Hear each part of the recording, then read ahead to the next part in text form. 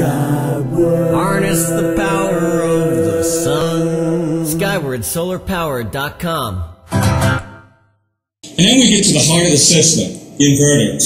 So our modules are all creating DC power. We live in an AC world, so we need to change that DC power to AC power. We're going to use inverters to do that. And here we have a collection of inverter types. So we've got over here, these two are string inverters. Here we've got inverter towers using string inverters. Here we have central inverters, these three. And then this last one is a microinverter. And we will select those inverters based on a number of different parameters. This type of inverter, a string inverter, is going to be commonly seen in the residential application. The arrays, the solar electric systems are going to be much smaller, and this is perfectly designed for that kind of array size. However, it's not always used in the residential application. You will see string inverters used in the commercial application. And there's an art to selecting your inverter. And you're going to have various electrical goals and efficiencies that you want to take into consideration with your inverter. You may decide that you want your inverters as close as possible to the array so that you can minimize your electrical system losses. And that may mean taking these inverters and mounting them on the roof.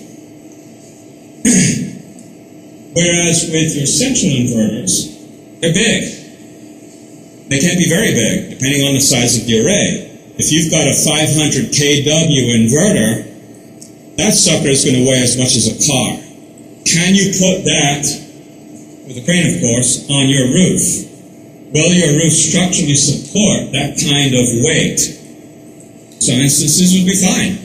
Some instances you may shore up that particular area where you're placing the inverter. Most of the time, these inverters, these big central inverters, are going to be mounted on a pad on the ground.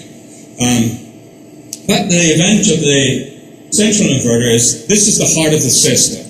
You have one big inverter, that's your place to go troubleshoot. And they have all sorts of unique features depending on the inverter. Some of them even have weather stations in them. But for operations and management, troubleshooting, this may be your better option.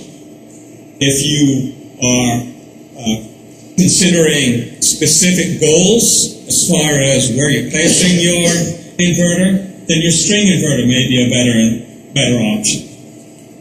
This is a microinverter, and it is very small. It's a little bit smaller than this computer. And you assign 1 to 2 panels to the microinverter.